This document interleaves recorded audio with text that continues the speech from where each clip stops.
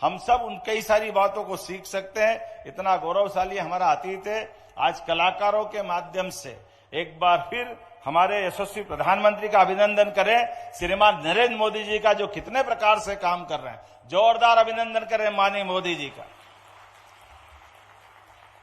जिनके माध्यम से मैंने 64 कला वाले भगवान कृष्ण को याद किया। लेकिन ये बहुत सारे बाल कृष्ण अपने अपने जीवन के महाभारत में अपनी बड़ी भूमिका अदा करेंगे। अपनी कला कौशल के माध्यम से देश को, प्रदेश को अपनी प्रतिभा से परिचित भी कराएंगे। धीरे धीरे करके राजा भोज का पराक्रम अपभ्रंश में गलत हो गया। तो मेरा आपसे निवेदन है, आगे ये कभी कोई मुहावरा बोले तो संशोधन भी कर देना। एक उस समय के राजा हमारे बीच, जैसे एक गांगेय और तेलक, दो राज्य थे अलग अलग, गांगेय तेलक, और राजा ने एक साथ युद्ध में दोनों को हराया भोज ने। इसलिए उस समय कहावत चल गई, कहां राजा भोज कहां गांगेय तेलक। और अनेकता में एकता भारत की विशेषता। सांस्कृतिक रूप से हमारी ये बहुत समृद्ध विरासत रही है।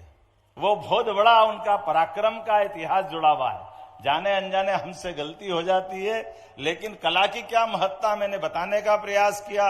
एक नहीं सैकड़ों उदाहरण है। और ऐसे में कला की अगर बात कहें तो हमारे लिए हमारे देश की अतीत के ऐसे कई सारे पक्ष है जिसको हम देखेंगे। और इतने बड़े विविधता वाले देश में एक अंतरंग सांस्कृतिक धारा जो बह रही है, उस धारा के माध्यम से दुनिया में वैसे भी भारत की एक अलग पहचान है। लेकिन एकमात्र देश भारत ऐसा है जहां पर व्यक्ति अगर मर गया तो मरने के बाद उसको कभी भी मर गया ऐसा शब्द नहीं लगाएंगे। तो हमको अपने उस बात को उस रूप में देखने का एक अलग आनंद भी आएगा और उस रहस्य से भी परिचित होंगे। जैसे हमारे जीवन के अंदर दुनिया के 200 से ज्यादा देश है। अपने शरीर के अंदर जैसे वैदिक वाक्य यत पिंडे तत् ब्रह्मांडे, जहां हमारे प्राण नदी, पहाड़, पर्वत पूरी प्रकृति में एक समान है, तब भी उनके पिता सिंधुराज ने अपने भले दत्तक पुत्र को पहली गद्दी उसी को दी। उसके लिए कहा गया कि शांत हो गया। शांत होने का मतलब ही है कि उसके 7 स्वर जैसे हमारे स्वर संगीत के भी होते हैं। और गद्दी देने के बाद उसको अपना सारा साम्राज्य देकर के आगे बढ़ाने का मौका दिया। महापराक्रमी राजा की दुर्दशा युद्ध में ऐसी हुई कि जो कभी उस काल में युद्ध में किसी युद्धबंदी राजा के साथ नहीं होती थी। लेकिन उस दुर्दशा के बाद भी राजा भोज जब थोड़े से बड़े हो रहे तो ये बहुत सारी विधा के जानकार है। लेकिन एक गलती हो गई भोज से, मुंज से, जब उनने एक अपनी असावधान व्यवस्था के आधार पर युद्ध लड़ लिया और एक युद्ध में उनका प्राणांत हो गया।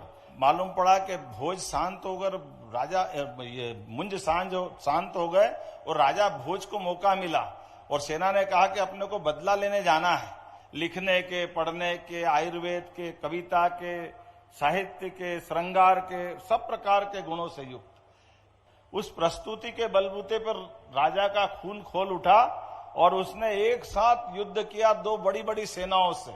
उस नाटक में वापस वो सारी कलाओं के माध्यम से दृश्य दिखाया गया जिसके माध्यम से भोज को राजा मुंज के साथ हुए अपमान की और उनकी सेना की पराजय की पूरी प्रस्तुति दिखाई गई। तो बदला लेने के मन में, इनकी मन में जो दूसरे कलाओं के या दूसरे गुण थे, तो इनको वो युद्ध का एहसास ही नहीं था। तो इनके सामने एक नाटक दिखाया गया। ये मेरी शुभकामना है। मेरी अपनी ओर से पुनः मध्य प्रदेश सरकार की ओर से आपका स्वागत, वंदन, अभिनंदन। एक बार फिर पूरे आयोजन के लिए भारत सरकार को बधाई देता हूं। बहुत बहुत धन्यवाद।